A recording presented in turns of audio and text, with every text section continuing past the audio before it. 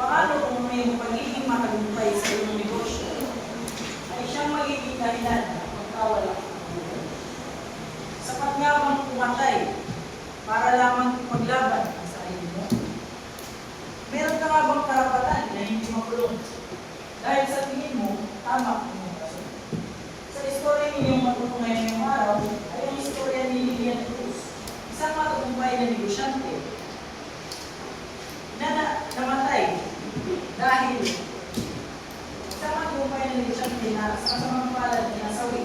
Kung anong rason, yun ang ating alam. Simulan natin ang kwento na ito. Nagsimula ito sa mansyon ni Lilian Cruz, kung saan kanyang pinagdiriwang ang kanyang pagtatagumpay sa negosyo. Sa pagdiriwang na iyon ay naroon si Mark Santos, ang kanyang kapag-assistant, si Victor Morales, ang kanyang katunggali sa negosyo, si Carlo Cruz, ang kanyang kapatid, ang boyfriend niya si James Ramos, at ang personal niyang therapist na si Dr. Adam Vasquez. Masaya si Lilian sa kanyang pagtatagumpay. Ngunit hindi niya alam, yun na pala ang kanyang buhay.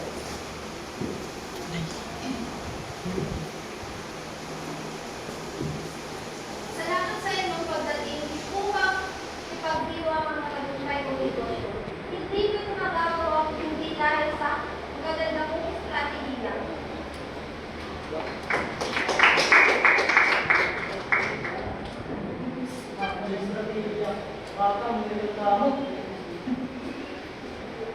Lilian, salamat sa iyo pa. Pero may ka talagang tandaan mo. Parating din kung nagalang mo. Para lagal yung kalabahan.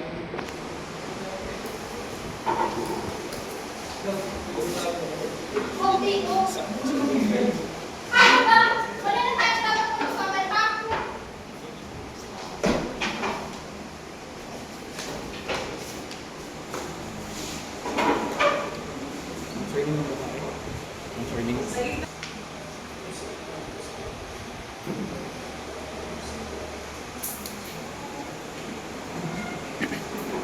Akala mo ba tagumpay ka na?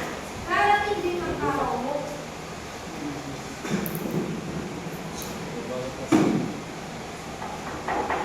Mark, halika dito. Yes, ma'am. Ano po yun? Ano to? Sino pumasok sa kwarto ko? Wala po ma'am. Sigurado po ako wala. Nagsasabi po ako kanina. Umalis ka. Sa gitna ng gabi ay halos lahat ng bisita ay umuwi na. Ngunit naroon pa rin si Lilian sa kanyang kwarto.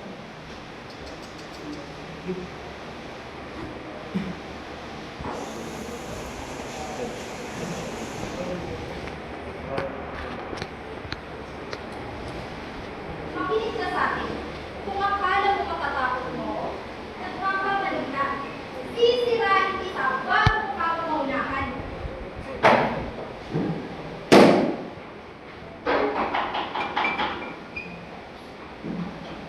Ano na naman? Pasok! Hindi ko hayaan sinahin mo ako!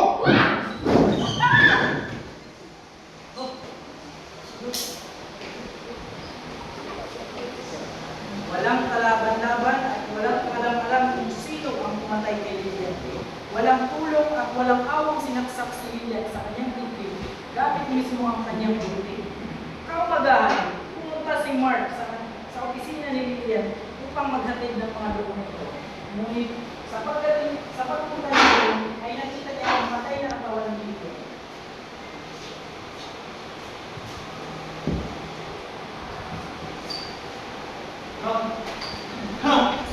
Tulong! Tulong! Pumunta ang mga pulis at nagkaroon ng diskresyon. Doon ay isa-isang pinakawag ang mga dumalo ng gabing iyon na naganap ang magdiwang. Dito na nagsimula kung sino ang umatay.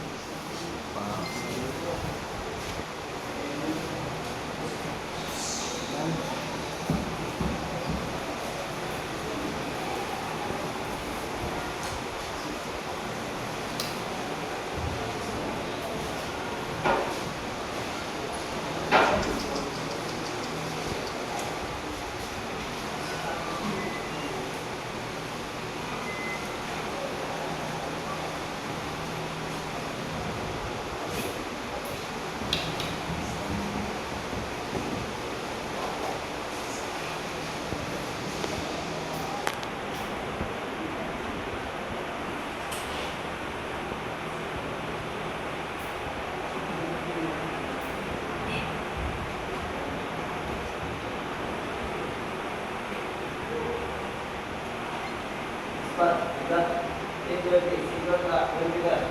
Pero papasok ang walang clearance. Malak na mga dyan.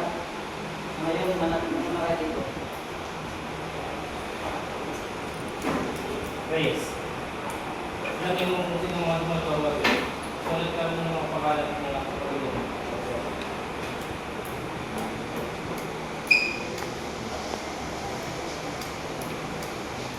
Ang pangalan ng video ay si Lily Rose. Siya ay may isang saksak sa dibdib. Ang may nakita ng building dito sa crime scene kung siya namatay sa gabi 11:30. Walang ibang datos. Maaaring hindi ito ng laman. Hindi na namin nagpapalay sa kanya. Sa oras ng buhay, nagpapakita na dito siya nag-collapse. Pero nagmula ang pagkatapos sa kanyang lamisa.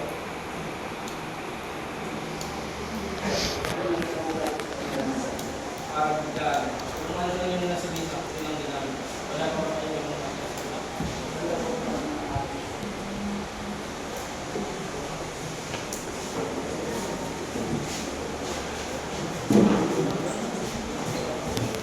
Ano ang mga pulis sa mga lumalang kita sa akin?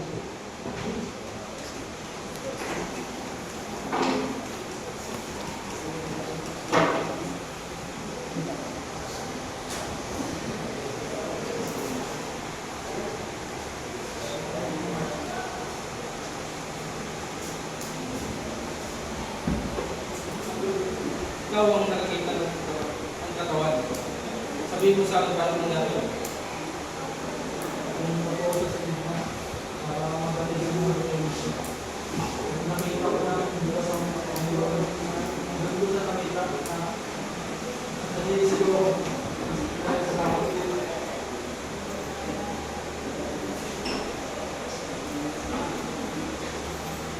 Mr. Carl. Asa ka ng oras ng pagkakala? Wala ka lang. Kaya nga tayo sa Mr. Ramos, saan ka ng oras pagkamatay? Umalis ako ng maaga dahil ko makinig sa kapahawakan. Kaya kailangan ko makahain sa labas. May mga kapag-trabaho ka rin. Wala. Ngayon sila ako. At ako ng araw na yun, patuloy pa rin nagkaroon ng mga ebidensya ng mga pulis.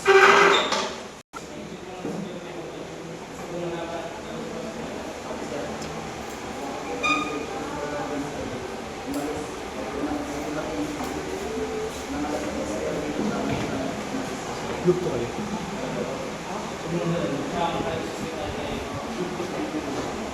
May picture. May perfume na